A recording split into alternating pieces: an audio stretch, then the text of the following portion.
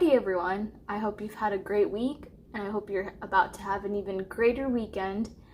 Today's video is about how for the longest time I was confused between what it was like to have chest pain as a direct result from anxiety and the symptoms of having a heart attack. If you don't already know, I have astrophobia, which is a fear of thunder and lightning. I'll link the video up here and in the description for my story of how it all started. Something I had to deal with when I hadn't started to face my fear, I dealt with a lot of chest pain.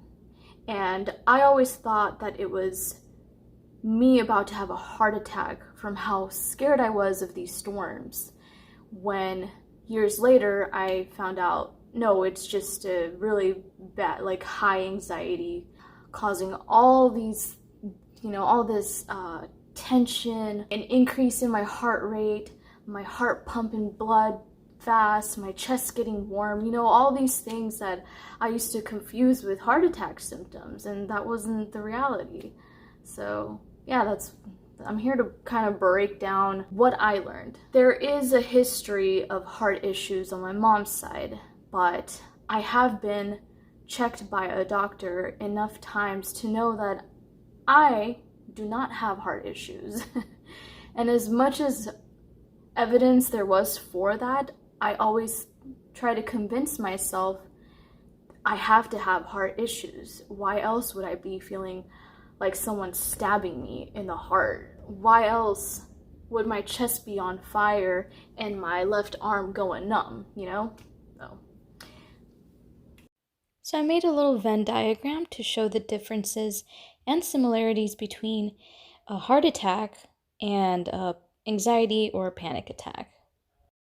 There are a lot more symptoms for each category, but I wanted to just focus on the main ones. We'll start off by what they all have in common, which is sweating. And then as you can see, the symptoms between heart attack and anxiety attack, there's blank space because there's not really anything that I found that was similar. But if you take a look at heart attack and panic attack, you have the chest pain, nausea, dizziness. I want to focus a little more on the green and red, however. Those are the more important ones. So we'll start off with heart attack. When you're having a heart attack, you're most likely to have an abnormal heartbeat, versus when you're having a panic attack, it's more of a pounding or racing heart.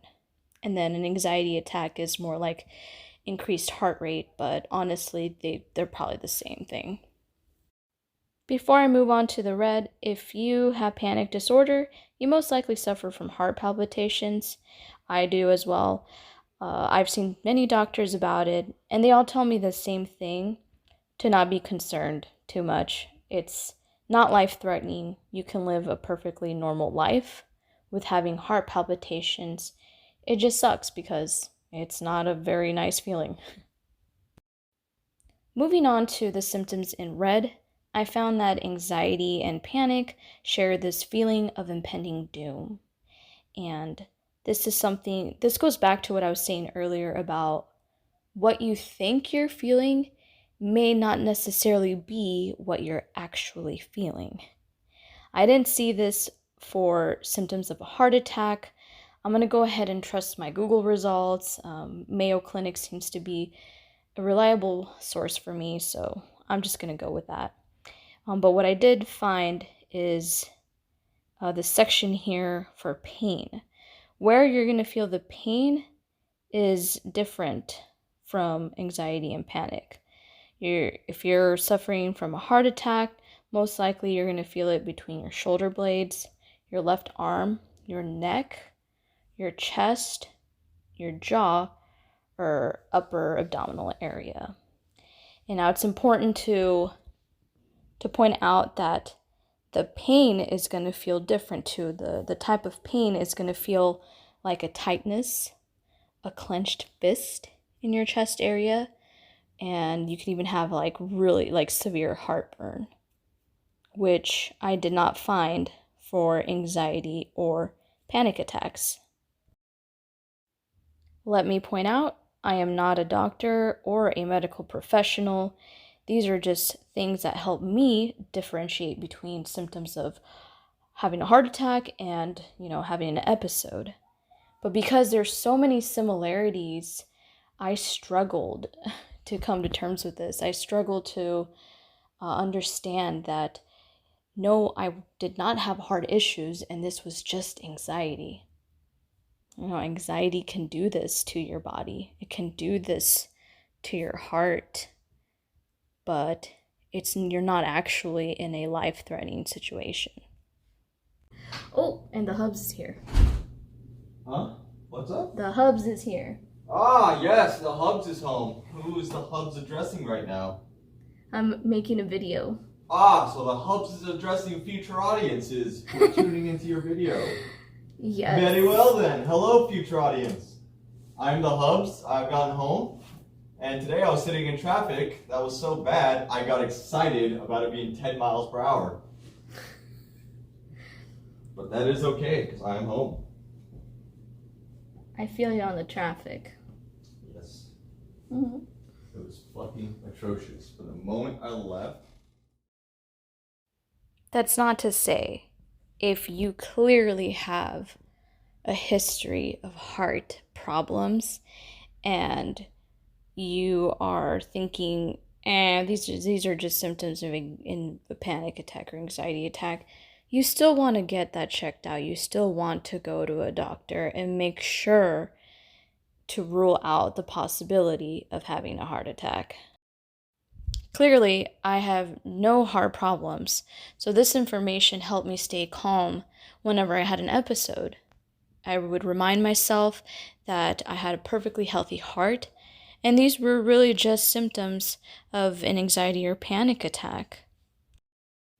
I was then able to concentrate on my breathing techniques and any other methods I used to calm down from an anxiety or panic attack. Once I mastered these techniques and they actually worked, I did a lot of learning about my body and the signs that it would give me. Eventually, I learned how to even avoid from having another one of these episodes. If you feel like your chest is on fire, is wear a sweater on a hot day like this. Ice pack on the chest or forehead, or even chewing on some ice cubes. I actually need to make a separate video for the signals that my body was giving me, because it turns out most of the time it was gas pain and other things, but gas pain's a whole nother story, so just keep an eye out for that one. So I ended up taking a nap when my husband got home from work. Been napping a lot lately, and I'm not a napper, so it's something that I kind of just have to just let it be.